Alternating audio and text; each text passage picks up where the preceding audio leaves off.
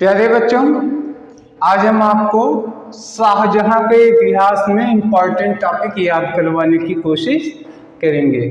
तो आइए देखते हैं, शाहजहां को याद करते हैं। देखिए, जहांगीर का तीसरा पुत्र था खुर्रम। तीसरे पुत्र का नाम था खुर्रम। इसके पहले जहांगीर के बारे में हमने वीडियो में बताया है। जहांगीर के 5 पुत्र थे, तो वो 5 पुत्र जो थे, इसमें तीसरे नंबर पे ये था, खुर्रम था।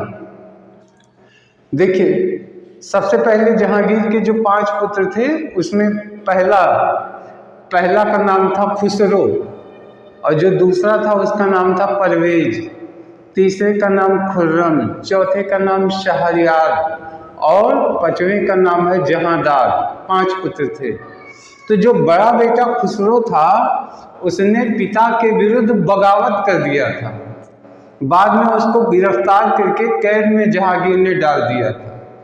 ये तीसरा पुत्र था खुर्रम।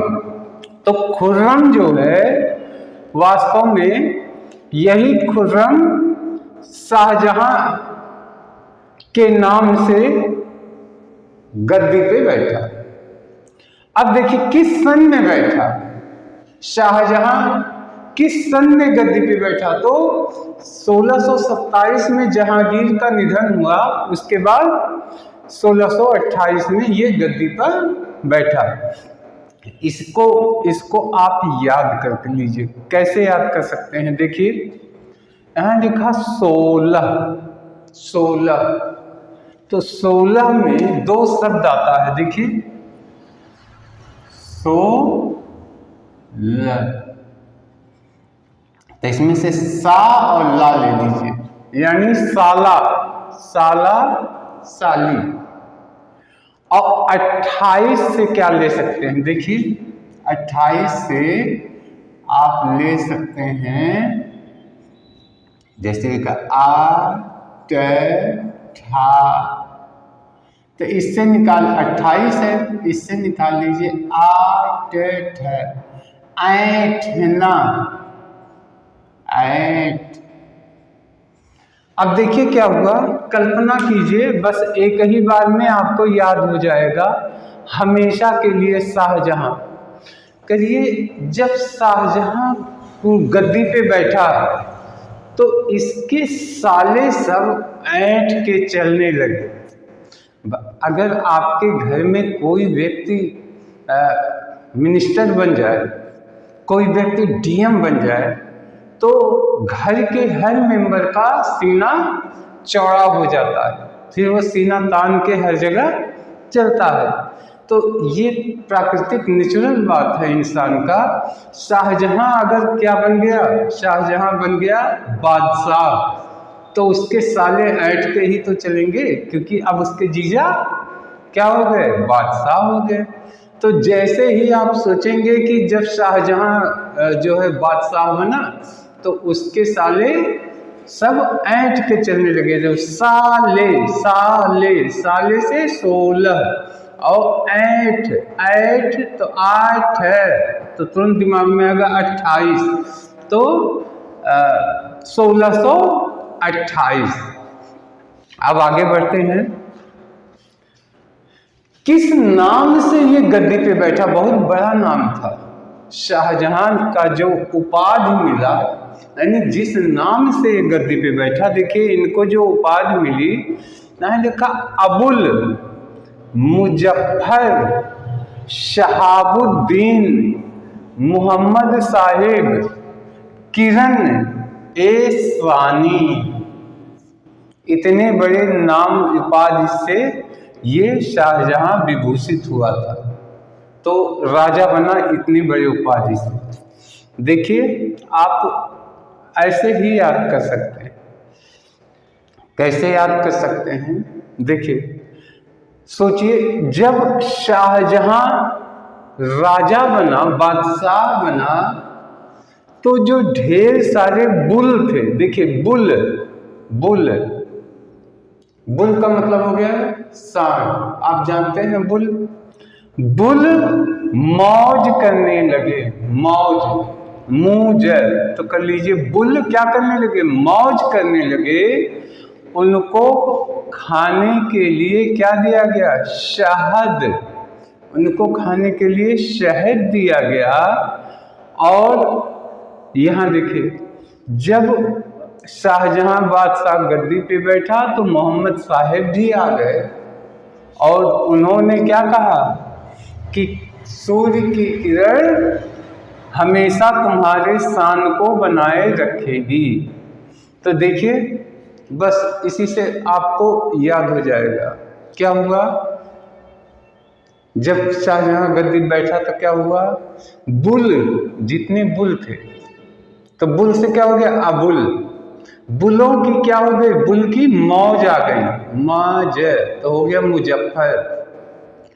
क्यों, उनको खिलाने के लिए क्या दिया गया, शहद, तो शहद, शहाबुद्दीन, तुरंत दिमाग में आ जाएगा शहाबुद्दीन। इसके बाद क्या हुआ, उसको आशीर्वाद देने के लिए कौन आया, मोहम्मद साहब खुद आए और उन्होंने क्या आशीर्वाद दिया कि सूर्य की किरणें तुम्हारे शान को बरकरार रखेंगी, यानी किरण ए शानी।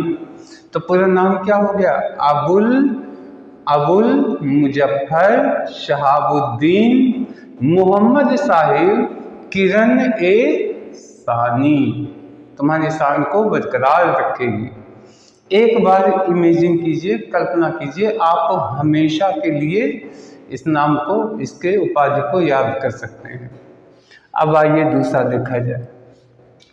देखिए शाहजहां का पिता तो जहांगीर था, लेकिन इसकी मां कौन थी, शाहजहां की जो मां थी ये जोधपुर के राजा उदय प्रताप सिंह की पुत्री थी, उसका नाम था जगत गोसाई, जगत गोसाई। ध्यान से आप देखिए, इसके माँ को भी आपको याद करवा दे रहे हैं। कैसे याद कर सकते हैं, देखिए पिता तो जहांगीर हो गए, लेकिन माता यानी इस शादी की होगी, तो शाहजहां की जो माँ थी, जहां कल्पना कीजिए जहांगीर ने उनको एक जगह देखा, तो कहाँ देखा, उनका नाम था जगत गोसाई, जगत गोसाई।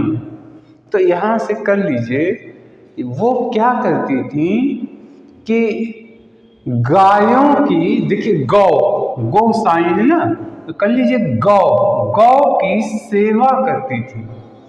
तो ढेर सारे गौओं को, कल्पना कीजिए कि एक महिला थी, राजा की पुत्री थी, क्योंकि जोधपुर के राजा उदय प्रताप सिंह थे। तो राजा क्या करते हैं कि एक राजा की पुत्री वो गांव की सेवा कर रही है, गौओं की सेवा कर रही है, तो गौ साई यानी गौ सेवा। तो कल्पना कीजिए जहांगीर वहां पहुंचा, उसने देखा तो कहा आप गौओं की सेवा कर रही हैं, तो उन्होंने कहा कि मैं पूरे जगत के गौओं की सेवा करना चाहती हूँ। तो उसने कहा तो आपको हम बादशाह की पत्नी बनाएंगे, हम आपसे शादी करके आपको दिल्ली ले चलेंगे और पूरे सल्तनत में आप गांव की सेवा करिए। तो अगर आप इस तरीके से सोचते हैं तो तुरंत आपके दिमाग में आ जाएगा कि गौ की सेवा गोसाई। तो जैसे ही दिमाग में आएगा तो जगत गोसाई, ये जोधपुर के राजा उदय प्रताप सिंह की पुत्री थी, इन्हीं से ये खुर्रम पैदा हुए। ठीक, और देखिए जब जहांगीर मर गए, जहांगीर की पत्नी का नाम नूरजहां था, आप जानते हैं, इसके पहले के वीडियो में दिया है। नूरजहां को, अब नूरजहां इसकी सगी मम्मी तो थी नहीं, सौतेली मम्मी थी, तो इसने क्या किया, नूरजहां को 2 लाख सालाना पेंशन दे करके उनको लाहौर भेज दिया, और नूरजहां लाहौर में रहती थी और वहीं पे उनका निधन हुआ। अब देखिए क्या हुआ कि क्या क्या, ये देखिए, हाँ, आगरे का ताजमहल, ताजमहल इसने कब बनवाया था? अपनी एक बेगम मुमताज महल, इनकी कब्र पे बनवाया था, मुमताज महल की कब्र पे बनवाया था। तो ये कोई नई चीज नहीं है, ये आमतौर पे सबको पता है।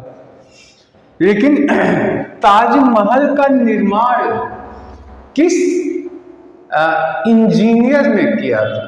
सोच सकते हैं किस व्यक्ति ने कर बनाया था, क्योंकि बादशाह तो आदेश देगा। वो शिल्पी इसका कौन था? तो वो था उस्ताद लाहौरी। उस्ताद लाहौरी इसका इंजीनियर था, इसी ने पूरा डिजाइन नक्शा सब बनवाया। तो अब आप कैसे याद कर सकते हैं इसको? देखिए, ताजमहल, ताजमहल का निर्माण किसने किया था? तो ऐसे कल्पना कर सकते हैं कि लाहौर से ढेर सारा लोहा लेकर एक उस्ताद, जो बिल्डिंग बनाने का क्या था, उस्ताद था, लोहा लेकर लाहौर, देखिए लाहौर तो लोहा लेकर वो आया और उसी लोहे से डिजाइन बना के फिर पत्थर लगा दिया। तो ये हो गया। अब जैसे सोचेंगे ताजमहल बनाने के लिए लोहा कहाँ से आया? लाहौर। तो लाहौर से फिर दिमाग में आ जाएगा उस्ताद लाहौरी। अब देखिए क्या हुआ, मयूर सिंहासन भी शाहजहां के द्वारा निर्मित किया गया है इसी के कार्यकाल में। तो मयूर सिंहासन का निर्माण किसने किया था? बादल खां ने किया था। बादल खां ने। कैसे याद कर सकते हैं? देखिए बहुत आसान है याद करना। ये क्या है? मयूर सिंहासन। और निर्माण किसने किया? बादल खां ने किया। तो देखिए जब बादल घिरते हैं तो मौसम बड़ा सुहावना होता है, तब मयूर क्या करते हैं? नाचते हैं। तो बस याद हो गया, क्योंकि मयूर सिंहासन मयूर कब नाचते हैं? तो जब बादल घिर जाते हैं, मौसम सुहावना होता है। तो जैसे सोचेंगे तो तुरंत दिमाग में आ जाएगा मयूर सिंहासन, वो तो बादल खां थे, उन्होंने निर्मित किया था। तो दो चीजें ये याद हो गई। अब देखिए एक इम्पॉर्टेंट चीज है कि ये शाहजहां का शासनकाल, ये स्थापत्य कला का स्वर्ण काल है, क्योंकि इसके कार्यकाल में जो निर्माण हुए, बहुत ऐतिहासिक निर्माण शाहजहां के द्वारा करवाए गए। कुछ फेमस इसके द्वारा, शाहजहां के द्वारा बनाई गई इमारतें जो है, कुछ प्रसिद्ध इमारतें कौन कौन सी है, ये बहुत इंपॉर्टेंट है। दिल्ली का लाल किला इनके द्वारा बनवाई गई। दिल्ली की जामा मस्जिद इन्हीं के द्वारा बनवाई गई। आगरे का ताजमहल तो जानते हैं, साथ साथ आगरे का ही मोती महल भी इन्हीं के द्वारा बनवाया गया। तो कैसे याद कर सकते हैं? देखिए आगरे में क्या था? ताजमहल। और ताज में क्या जड़ा जाता है? मोती जड़ा जाता है ताज में, मोती। तो इसने जब एक बिल्डिंग का नाम ताजमहल रखा तो एक उसकी मोती भी होनी चाहिए, तो एक और महल बना दिया, मोती महल। क्योंकि मोती कहाँ जड़ी जाती है? ताज में ही। तो ताजमहल, मोती महल दोनों शाहजहां ने बनवाया। और ये देखिए लाल किला, तो लाल किला अपनी सुरक्षा के लिए बनवा दिया, ठीक। और शाहजहां को वो क्या करना था? नमाज पढ़नी थी, तो नमाज के लिए क्या कर दिया? मस्जिद, जिस मस्जिद पे जाता था वह मस्जिद हो गई जामा मस्जिद। ये हो गया। और आगरे का ताजमहल, ताज में जड़ी जाती है मोती, तो मोती महल।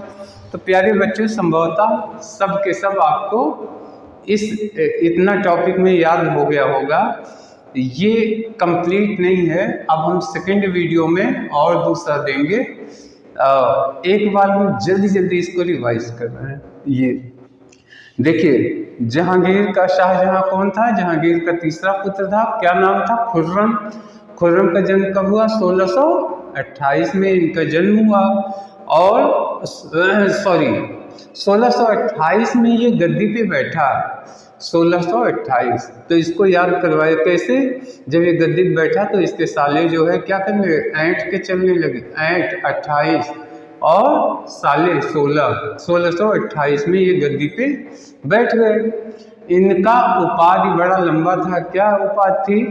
तो इनकी उपाधि अबुल मुजफ्फर, उसके बाद शहाबुद्दीन, मोहम्मद साहिब, किरण ए सानी, ये इनका था।